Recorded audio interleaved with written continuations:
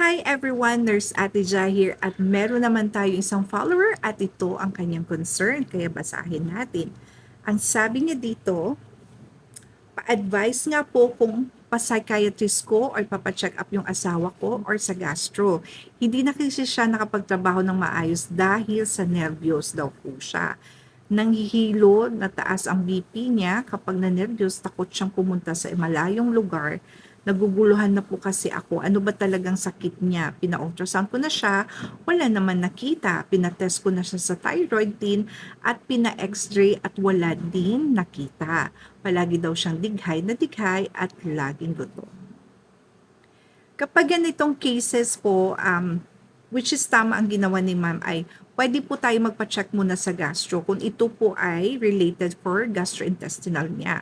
So let's say, kasi ang sabi niya dito ay palagi siya dighay, so it might be acidic po yun ang kanyang asawa. So kapag ganitong cases natin, mostly kasi kapag palaging ina-acid, inaatake tayo kapag tayo ay ina-anxiety, inatake tayo ng ating hyperacidity.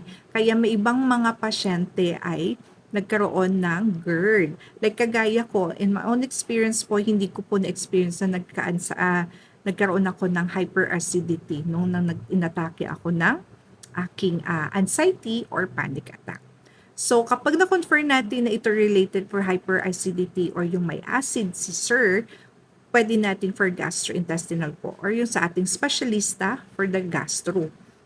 Pero, if is related naman po kasi sabi mo, ninenervyos siya, natatakot siyang pumunta sa mga malayo, no, pwede nyo po ipa-psychiatrist. Kahit papano ito ma'am ay makatulong po sa inyong asawa, 'di ba? So kapag ganito po ang case natin, much better po just to clear our mind para maintindihan po natin kasi ang psychiatrist doctor will be there to help you too para po i-guide kayo, para intindihin po nangyayari, especially po sa ganitong kondisyon kasi hindi po kasi siya basta-basta. Okay? So, I hope na meron tayong natutunan sa ganitong cases kagaya ng sa asawa ni ma'am, no?